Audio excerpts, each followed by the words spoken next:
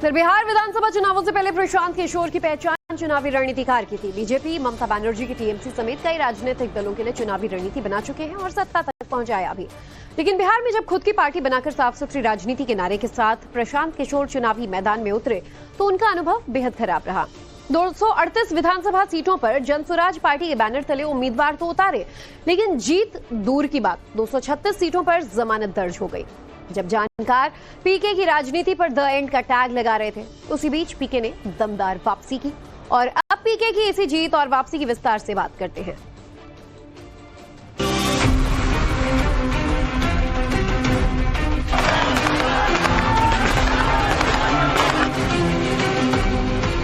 सम्राट चौधरी का जो नेतृत्व यहां पर बिहार के मुख्यमंत्री के तौर पर दिया गया है, वो लोगों को स्वीकार्य नहीं है।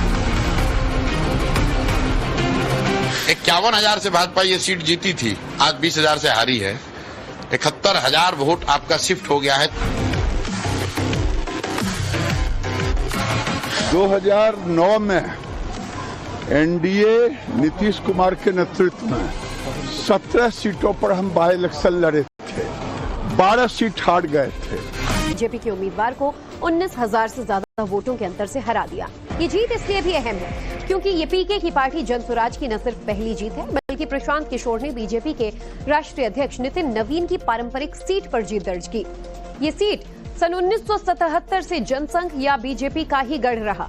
इस सीट से बीजेपी को हमेशा 50% से ज्यादा वोट मिले और कभी हार नहीं मिली। खुद जीत के बाद प्रशांत किशोर ने दावा किया कि यह हार बीजेपी की नीतियों और सम्राट चौधरी के खिलाफ नाराजगी का नतीजा है। प्रशांत किशोर ने साथ ही ये भी कहा कि जो गढ़ बीजेपी 30 साल से नहीं हारी, वहां से बड़ी हार का मतलब है कहीं न कहीं बीजेपी के खिलाफ बांकीपुर के लोगों में गुस्सा है, क्योंकि उन्होंने अपने वादे पूरे नहीं किए।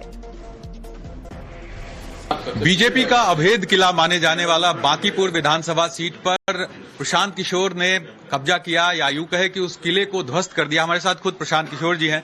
प्रशांत जी, अब तक पहले तो आपको बहुत बधाई हो। धन्यवाद। क्या मुद्दे रहे, क्या मानते हैं कि इस पूरे जीत के पीछे क्या वजह रहा कि प्रशांत किशोर को ऐसी जगह से जीत मिली जो बीजेपी का गढ़ माना जाता है? देखिए, किसी विधानसभा को या लोकसभा को अपना गढ़ मान लेना तो किसी नेता या दल के लिए सबसे बड़ी भूल है। लोगों ने वोट इसलिए भाजपा के खिलाफ दिया क्योंकि सम्राट चौधरी का जो नेतृत्व यहां पर बिहार के मुख्यमंत्री के तौर पर दिया गया है, वो लोगों को स्वीकार्य नहीं है। दूसरा, जो भाजपा का राजनीतिक अहंकार लोगों को दिखता है, जहां पर लोग ये मानते हैं कि कुछ भी हम करें न करें, मोदी जी के नाम पर वोट मिलेगा ही मिलेगा, उसके खिलाफ वोट पड़ा है। और तीसरी बात, जितना बड़ा मैंडेट भाजपा को मिला हुआ है, जितने सांसद, जितने विधायक जीते हुए हैं, कहीं ना कहीं सब लोग अपने घर पे बैठे हुए हैं, कोई काम नहीं कर रहा है। इस भरोसे बैठा हुआ है कि जब चुनाव आएगा तो भाजपा के नाम पर या मोदी के चेहरे के नाम पर या लालू जी का डर दिखाकर वोट मिल जाएगा। तो उसको झकझोरने के लिए जनता ने वोट दिया है। और 3 साल से मैं यहाँ प्रयास कर रहा था बिहार में, बांकीपुर में तो मैंने कोई ऐसा काम नहीं किया है, लेकिन बिहार में मैं कोशिश कर रहा था। लोगों को बात समझ में आई, उनको विकल्प दिखा तो लोगों ने वोट दे दिया। आपसे मैंने चुनाव के प्रचार के दौरान भी इंटरव्यू एक किया था, तो आपने कहा था कि ये जो चुनाव है ये सम्राट चौधरी के लिए रेफरेंडम होगा। अगर वो चुनाव हारते हैं तो उनको कुर्सी छोड़नी होगी।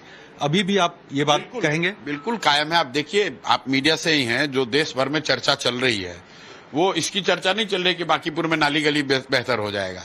चर्चा तो यही चल रही है कि भाई पहली बार नीतीश कुमार को हटाकर भाजपा ने अपना मुख्यमंत्री बनाया और उस चुनाव को हार गए, उस क्षेत्र में हार गए जहां 30 वर्ष से हारे नहीं थे।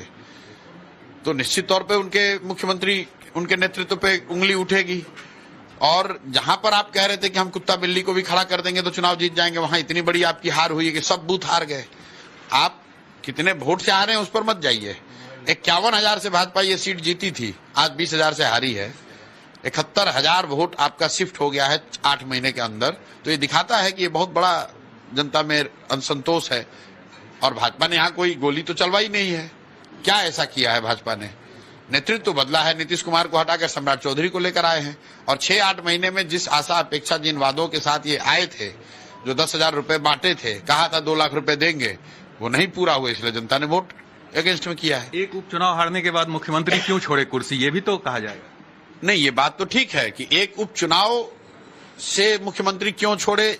मुख्यमंत्री खुद से नहीं छोड़ेंगे, कोई संवैधानिक ये मजबूरी नहीं है।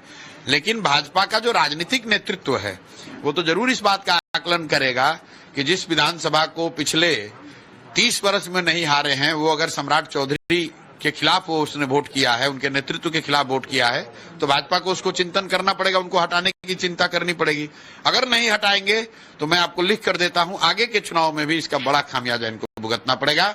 मैं जितना समझ पाया हूं, बिहार की जनता सम्राट चौधरी जैसे व्यक्ति को अपना मुख्यमंत्री मानने को तैयार नहीं। जैन जी, आंदोलन भी क्या लगता है उसकी भी अहमियत रही आपकी जीत में, क्योंकि जिस तरह से छात्र और युवा जुड़े थे इस आंदोलन से, उसका असर दिखा। पहली बार उन्होंने बीजेपी को दिखाने की कोशिश की इस चुनाव के जरिए। नहीं, मैं बिल्कुल स्पष्ट कर रहा हूं, नेशनल मीडिया में भी अगर ये कोई एनालाइज कर रहा है, परसेप्शन वाइज इसका असर होगा, लेकिन बांकीपुर में जो वोट पड़ा है उसमें जैन जी का कोई बहुत वोट नहीं है, लोगों ने वोट नहीं दिया है।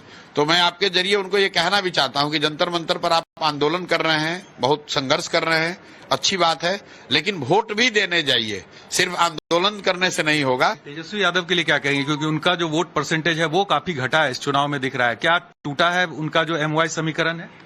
भाई वो लोग बहुत समझदार लोग खुद ही हैं, हम उनको क्या बताएंगे, वो विपक्ष के नेता हैं, लालू जी के लड़के हैं, उनको उनसे ज्यादा राजनीति किसको आती है? वो अपना राजनीति करें, विपक्ष के नेता की भूमिका अदा करें। चुनौती विधानसभा में होगा, विपक्ष का एक चेहरा, अब आप भी रहेंगे विपक्षी सीट पर, आप बैठेंगे वहाँ? नहीं, मैं ऐसा नहीं मानता हूँ।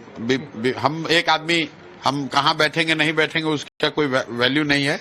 वैल्यू इस बात की है कि जो बात हम लोग कह रहे हैं, जब विधायक नहीं थे तो भी जिसके साथ अन्याय हो रहा था उसके साथ खड़े थे, आज भी खड़े रहेंगे, आज भी खड़े हैं, आगे भी खड़े रहेंगे।